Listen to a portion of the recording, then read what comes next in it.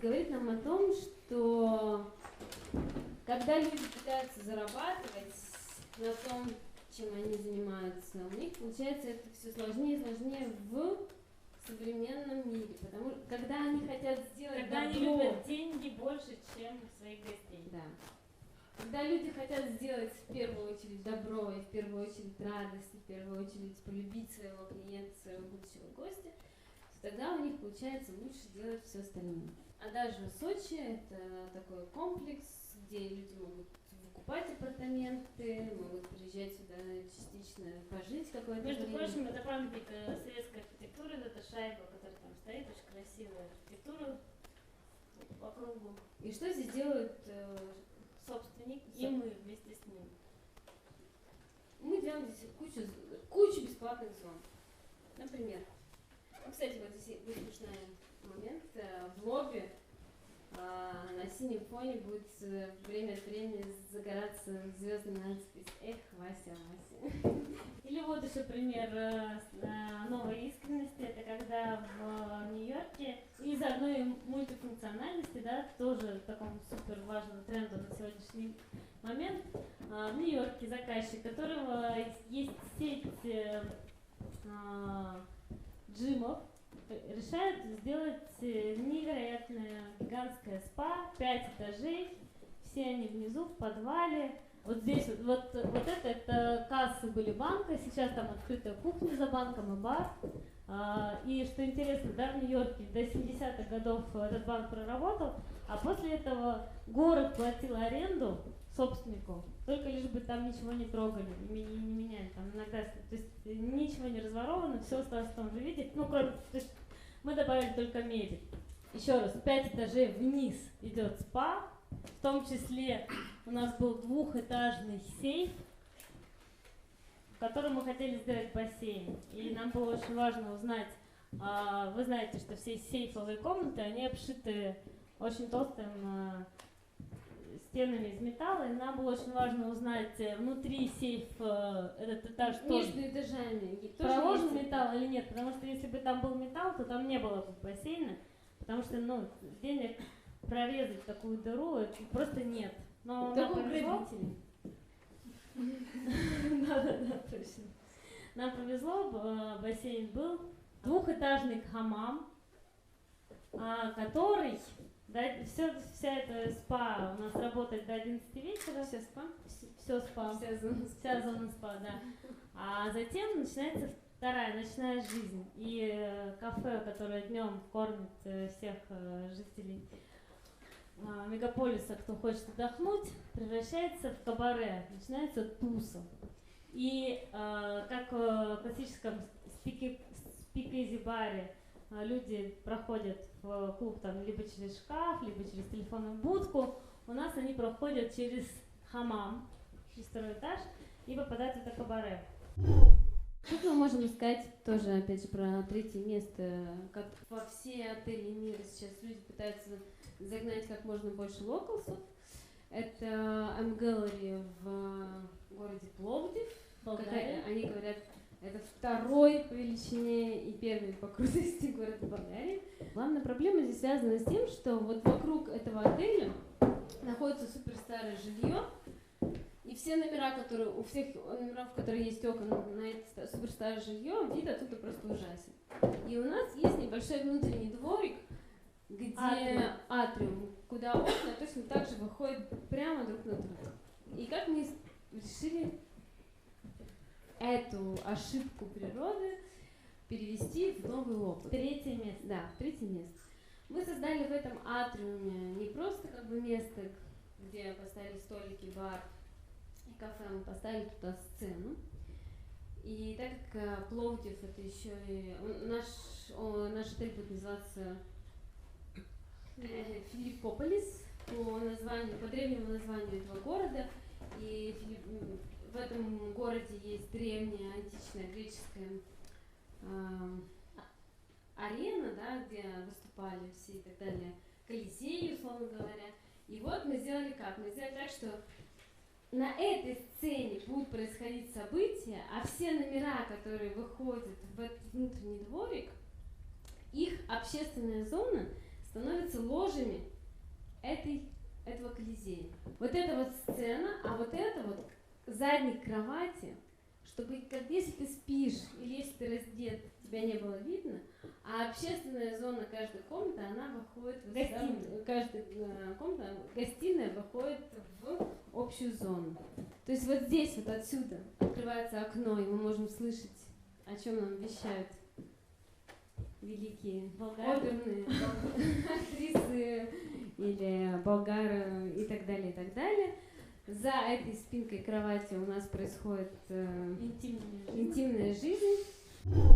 И мы думаем, что, конечно же, люди будут туда ездить именно вот на эти новые ощущения, на эти новые впечатления.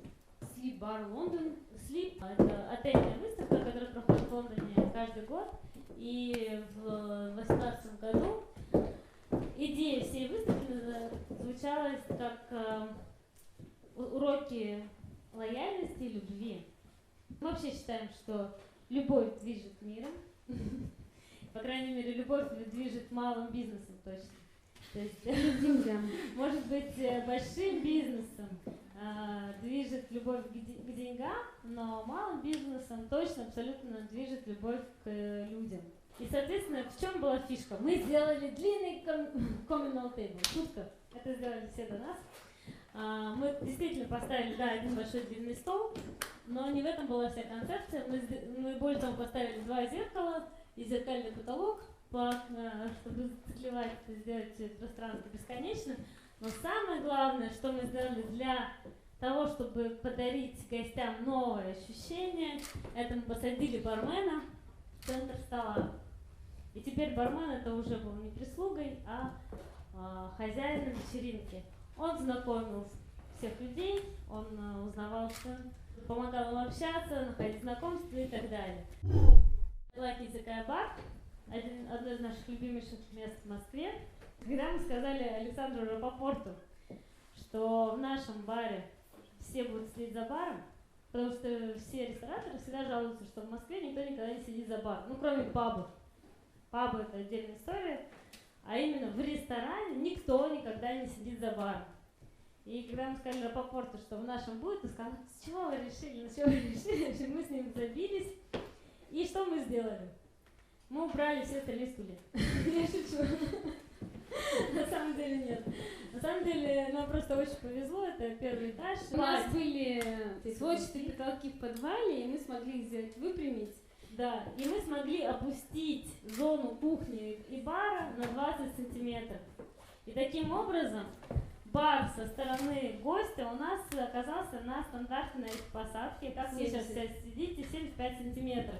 И когда ты заходишь в этот ресторан, ты заходишь прямо на бар, ты только сделал 2 шага, и ты уже оказался в этой кухне, в этом...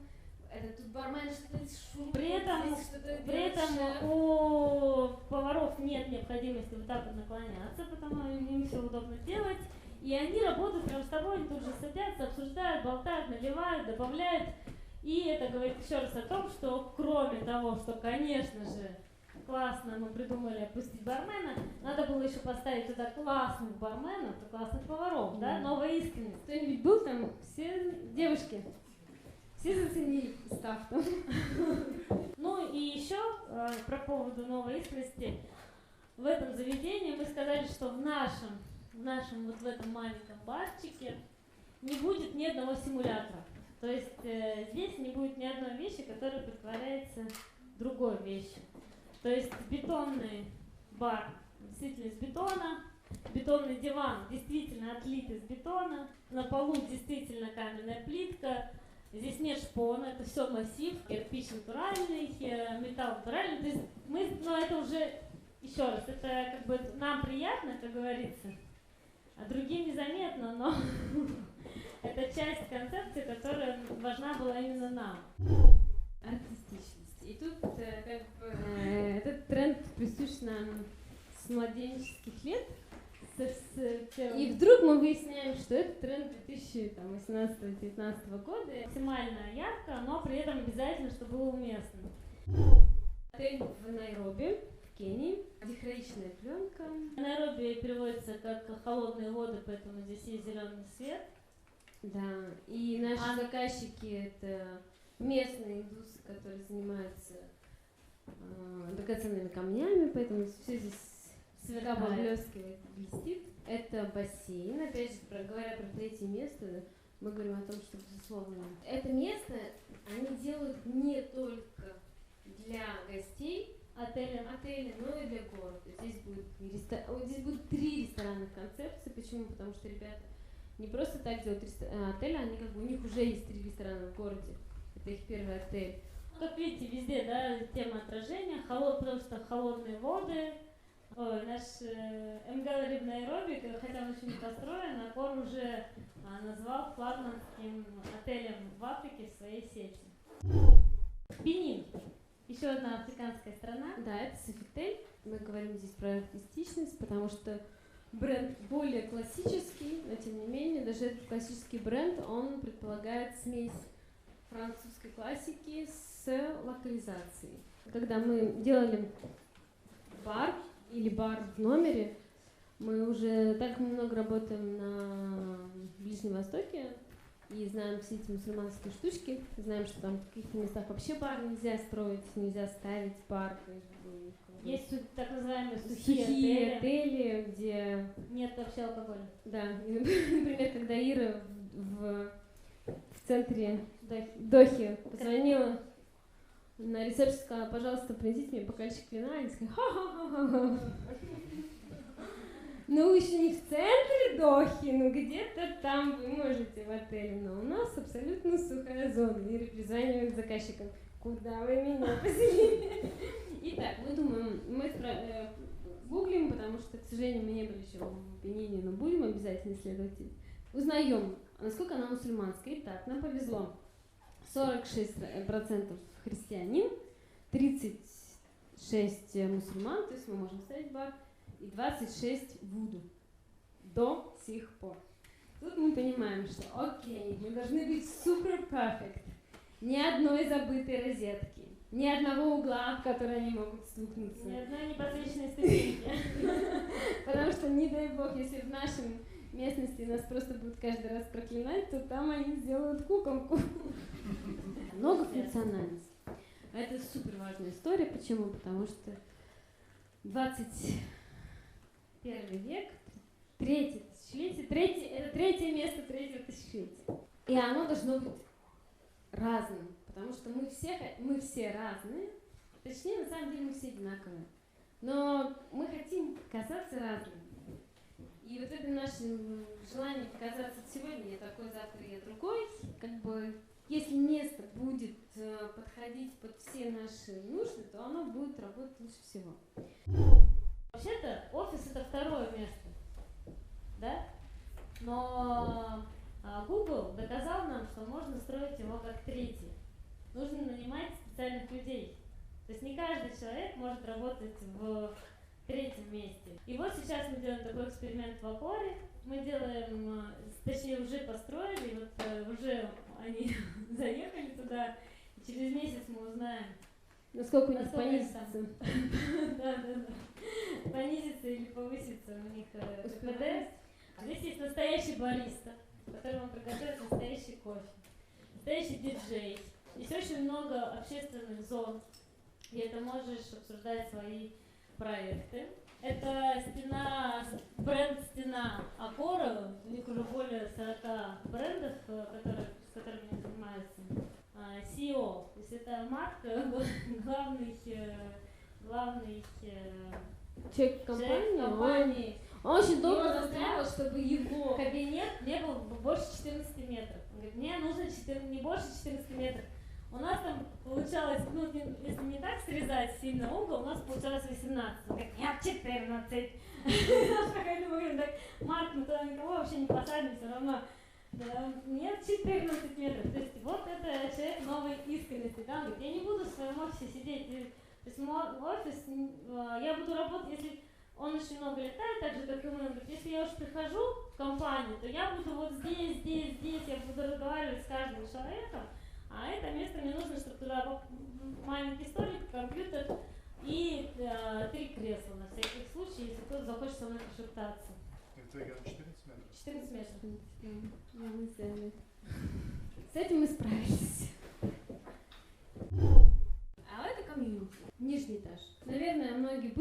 тем не менее, я расскажу. Тут может быть лекторий, тут может быть театр, тут может быть ресторан. Причем, когда ресторан или когда лекторий или театр, вот это наверху места, они точно так же отгораживаются и становятся вип-ложами.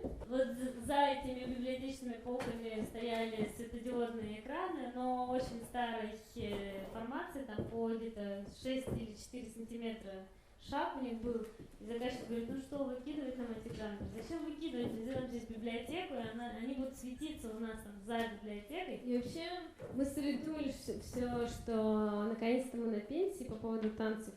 Но в комьюнити приходится ходить, и это очень интеллигентно. Очень называется среди книг. Да, нравится так, уютненько. Есть возможность закрывать книги, потому что Синиша переживал, как это танцевать вокруг книг, и он сделал такие экраны, но мы их никогда не закрываем.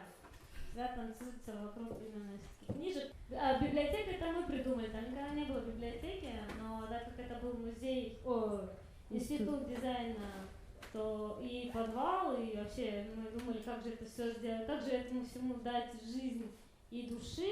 И вот совместно у нас придумалось решение, а давайте придумаем, что здесь всегда была библиотека. По тому, куда ходят люди, мы можем понимать, это свои или чужие. То есть мы с Олей все-таки всегда начинаем именно работу с третьими местами с вопроса, а кто наши гости.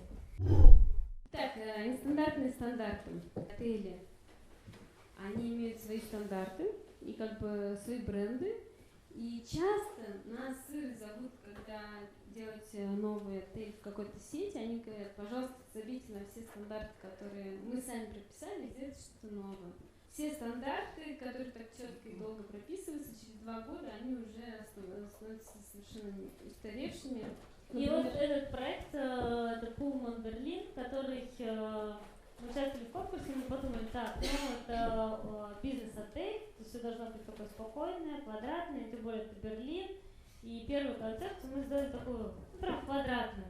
И когда мы приехали в Париж, дизайн-менеджер Аккор сказал, нет, вы абсолютно неправильно все делаете, мы вас позвали, зачем вы нам здесь? Потому что действительно, зачем немцам русским? Мы вас позвали сюда для того, чтобы вы были самими собой и взорвали этот проект, и если вы будете сами собой, то вы выиграете этот проект.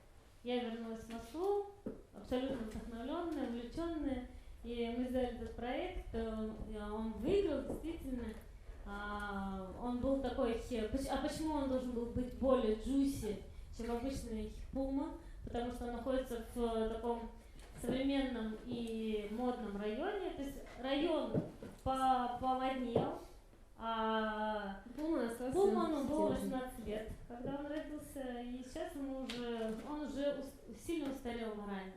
Ему нужно было добавить этой хайповости.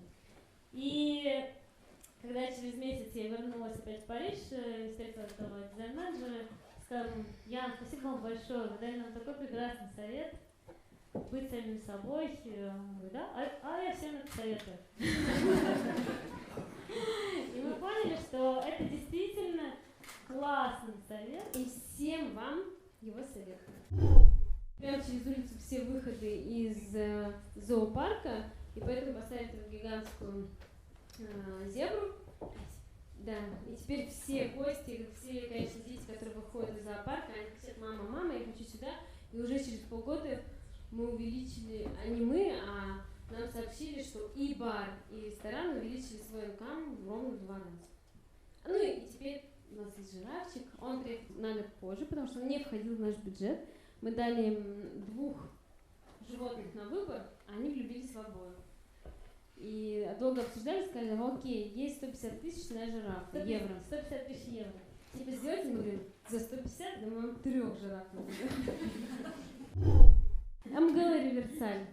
Локализация? Да, локализация, это как раз таки о том, о чем удивлялись французы, как это так пришли русские и сделали в сердце Франции крутой для них французский отель. Как это была реновация, то мы сделали ковролин, чтобы закрыть убогий камень, и это было дешево.